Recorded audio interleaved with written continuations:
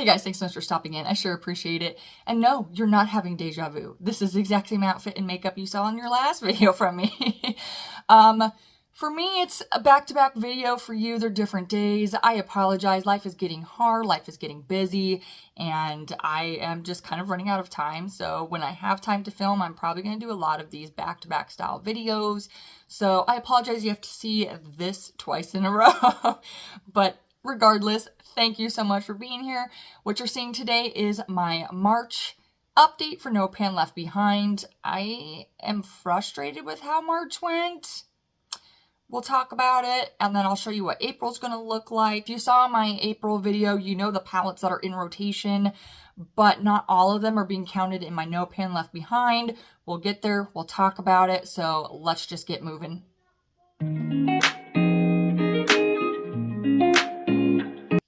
Okay, y'all, so part of makeup catch-up.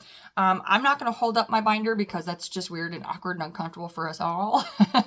Okay, y'all, so here is my in page for March. As you can see, it was rough. It was rough. First up there, my Blend Bunny palette, no regrets. On the second, Dior foundation, no regrets. Sigma Earthy palette, no regrets. And that actually didn't cost me anything. If you see, I have there, it says rewards card. I get like rewards cards for my credit card and I use those towards, you know, purchases. Like it's kind of like an open Visa, open gift card style thing. So I actually use that. So it didn't actually cost me anything, but it wasn't in product. So that's why it's labeled as such. And then you'll see the Morphe foundation returned. I actually did try another foundation this month, but I returned it. So I didn't document it, but the Morphe one, it was mentioned on my channel. You did see it in action. You saw I did mention it on my channel. I don't know if you actually saw it in action, but you did see it on my Instagram. So that's why I decided to keep it and then just cross out as marked as returned. Unfortunately, while it was a fantastic shade match, it was so glowy that it just emphasized everything. It dried up so bad on my skin after like the 5-hour-ish mark. I did not enjoy it. I wanted to. I kept telling myself that I love this foundation. I love this foundation because I really wanted to love it. But I also really did not like the pump. You have no control over the pump. Like most foundations, you can like do a half pump on. The Morphe one, it doesn't matter how gentle you press, you're going to get one full pump. And it's actually too much for my face. So I didn't love that. I didn't like the lack of control on the pump. So there was way more negatives than positives. So I was like, you know what? I'm not going to sit here and just let it expire in my drawer. I'm also not going to try and fight this when I have my lovely Dior and L'Oreal foundations. So I let it go. I took it back. I was disappointed, bummed. Well, just bummed. Disappointed, that's a big word. Not disappointed, just really ultra bummed.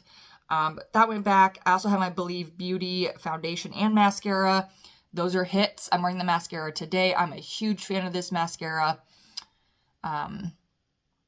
The foundation is good. It is pretty light, so I do have to mix it with a darker foundation. Not a problem. It works. It also has a beautiful wear, but I will say now that I have figured out a better shade match for me, there's other foundations actually like a little bit more than Believe Beauty, but Believe Beauty is a fantastic option. My Nomad Ireland palette, which you saw is in my rotation, and L'Oreal True Match Nude. And I put ×2 because I did pick up 2 shades.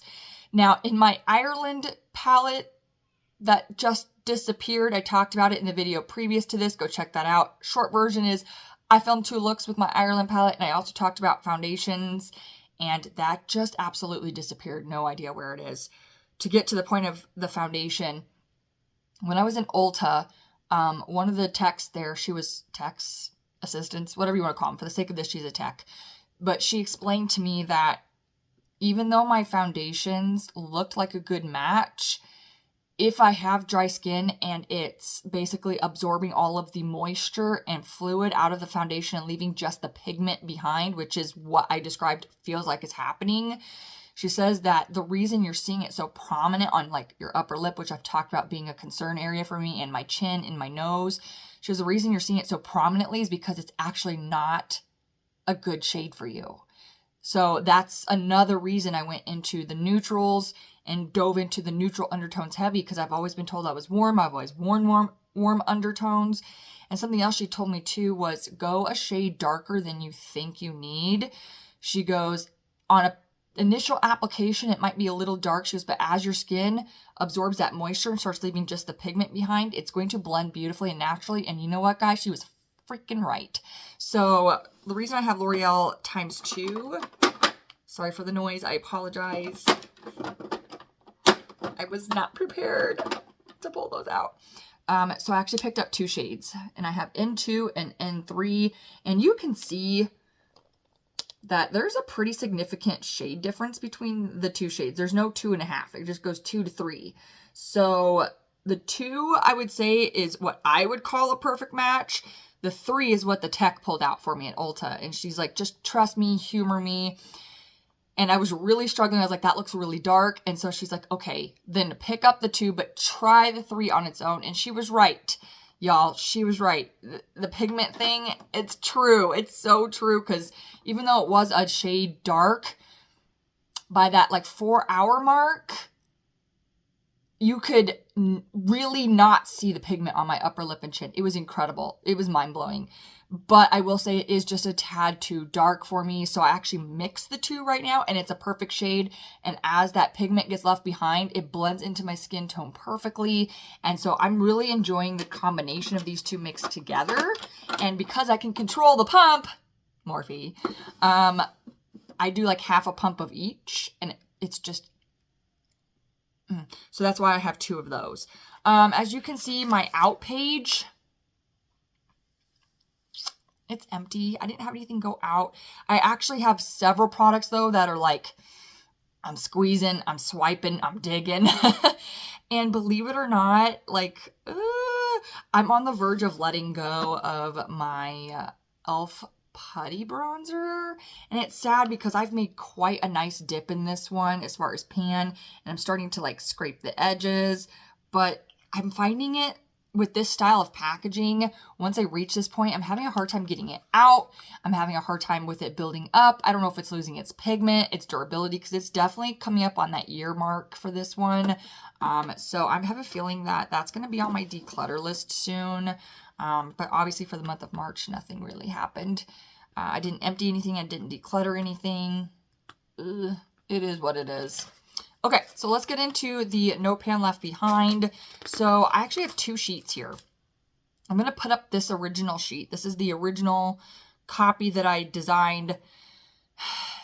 Here's why it changed. I bought this. I bought this. This is the Sigma Earthy palette. I bought this right before I went on vacation. This was actually the only palette I took with me on vacation, and I used every single shade. This was a fantastic palette. I will do a more thorough review on it for you later. But this just ended up being really great. And because I used this for over a week, it really kind of jacked up this situation here. So I redid the sheet to include the Sigma Earthy so that I felt better about myself as far as completing No Pan Left Behind, because as you can see, I really didn't do a great job. So this newer copy has this Sigma Earthy palette. That when I completed the palette. The ColourPop Fresh Greens, which is this guy right here. This did get completed. I used every shade. Actually, it's quite a few shades. I gravitated toward this one quite a few this month. Or quite a few days this month, excuse me. But that one got completed. Let's see, my 2 mini palettes here got completed. That would be the Indie Mini Gold, Natasha Denona. That one got completed. And the e.l.f. Mini Melt got completed. That one was an easy one because it's 4 shades. But those got completed. And the only other pan that got completed was my beloved Yucca palette. That one did get finished. I used every shade in it. Almost all my looks are on Instagram if you want to see any combination of something I've done. I try to capture every day, but some days I'm just not loving the way my face looks as far as like complexion or something, so I may not snap a picture, but most days I do. So these were the 5 palettes that I completed project No Pan Left Behind. This is like a lot of words to spit out, but these were the ones I completed the project on, and I don't know, like I feel disappointed in myself. I don't know why I didn't do better. Oh, and I used the e.l.f. Mint stick, the shadow stick. I used that as a liner, so I did complete that as well. I don't know. I'm upset with myself. I didn't get further. The ABH Nouveau palette, I found myself just using the same like couple of shades, which was the point of this project, so I don't do that, but I just really wanted to. So I didn't get as far on Nouveau as I wanted to, but I did pull it in for April, so it's going to be all right. The Jurassic Park Profusion collection, I knew I wasn't going to hit every single shade in this. That's going to take a hot minute, so I'm not upset about that one. The Profusion Nudes, I think I put that one away, my apologies. But Profusion Nudes, I only hit 3 shades on. I really thought I was going to use that more. I'm finding myself not gravitating towards it. I'm not sure what's going on there. And then as you can see, the 2 Smashbox Matte and Minimalist palettes, which would be these guys right here, I didn't touch, which that's okay, because I've mentioned I like to throw neutrals in my rotation just to have that option. There are some days where I'm running around and, you know, seeing certain people that I don't want them to see me in anything other than just a very simple look. I know that sounds insane, but that's just kind of where I'm at with certain people in my life. I just keep things as neutral and less talked about as possible. Gray rock method. If you don't know what I'm talking about, just Google gray rock method and you might start putting some things together. But these are the kinds of palettes that I gray rock method with certain people. I just didn't get to them in this rotation. That's okay. I've got plenty of time throughout the year to hit these in that no pan left behind situation. So I'm not too upset about it. But yeah, I see a lot of empty spaces on here and I'm used to completing every pan. So that was a little difficult for me to kind of swallow, be like, okay, well, you know, like April, I really need to focus. I need to buckle down. I need to make sure I'm touching more shades.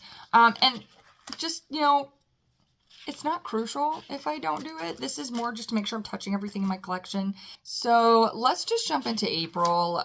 April's just starting, so I have nothing on my in page, but here's what my in page looks like. Isn't it so cute? The bunnies and the flowers. And then I have a feeling I'm going to have quite a few declutters or empties in April. I include skincare on this to an extent. I am like squeezing the end of the tube for my e.l.f. Whoa Glow, so I know that's going to be in there. And I see 2 mascaras I'm going to be decluttering because they're old as heck. I know a couple eyebrow products, so this page will be nice and full in April. And here is what April's No Pan Left Behind project looks like. You can tell I had a lot more palettes in my what I'm using in April video compared to what's here.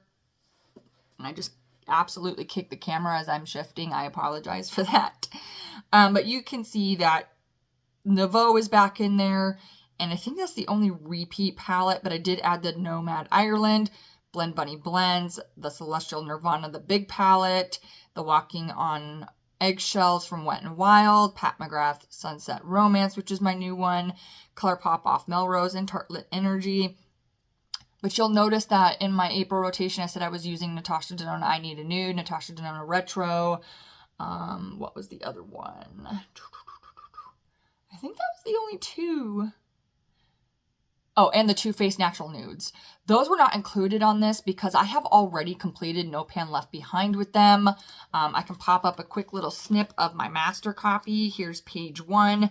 You can see I've got a few palettes that I'm done on. I've got Yucca, Retro, Dream, I Need a Nude, Peak, and Mini Gold from Natasha, all completed. You can see I've got 2 ColourPop palettes completed. On the second page, you can see I've got 1, 2, 3, 4, 5, 6 palettes completed. So I'm feeling good. When I look at my master copy, I'm like, okay, 3 months in, I've got all of these completed. I'm feeling good. But because I have completed those 3 palettes already, I'm not including them. So that gives me those palettes to have as an extra supplement when I'm starting to burn out on this. So I'm feeling good about April. I'm not overdoing it. I've got multiple options. I'm feeling solid about it. I'm feeling very solid about it. So quick short video there for you. There's makeup recap, March recap, what we're looking at for April. So that's all I got for you today. Thank you guys so much for checking in on this with me. I sure appreciate you, and I will catch you in my next one. Later much.